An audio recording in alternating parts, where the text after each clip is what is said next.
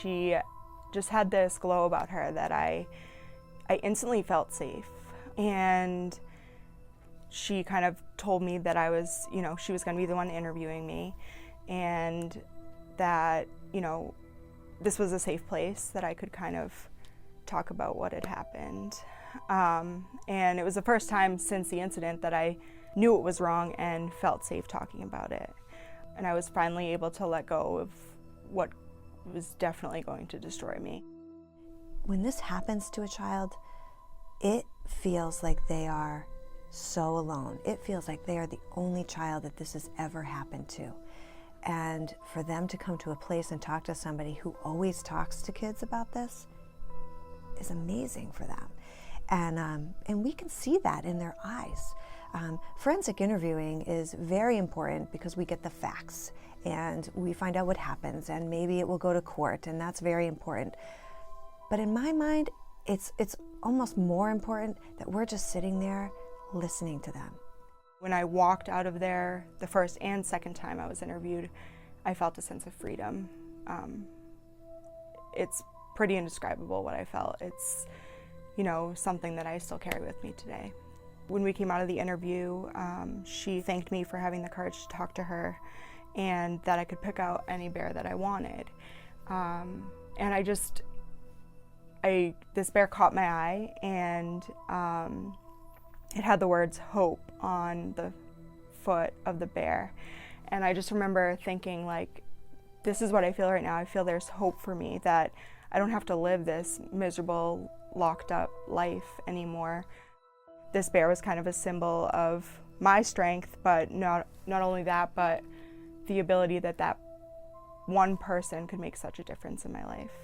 I just had this gut feeling to search for her in April of 2011. So I sent her an email, and not giving too much detail, but just kind of giving her an overview of my case. I just wanted, if this is you, I just want to thank you from the bottom of my heart for being that first person and very important person on my journey. And I'd like to tell you where my life has gone from that point, because you wouldn't believe what has happened.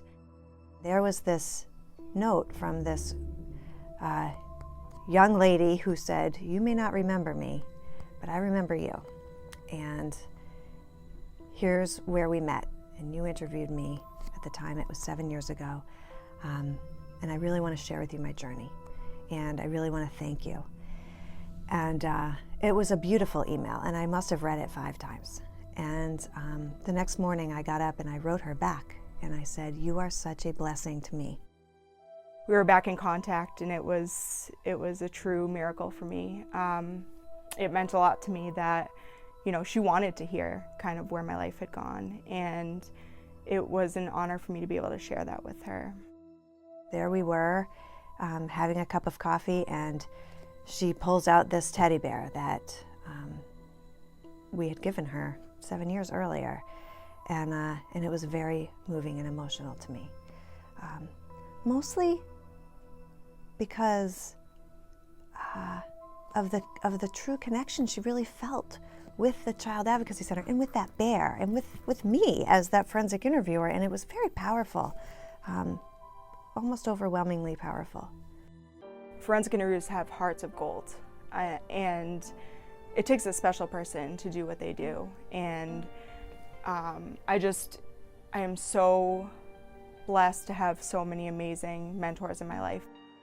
Mel absolutely shows us that it's all worthwhile. She is a gift to our whole movement here, and because she is making sure that people realize the important work that's happening, and that honestly, we're changing lives.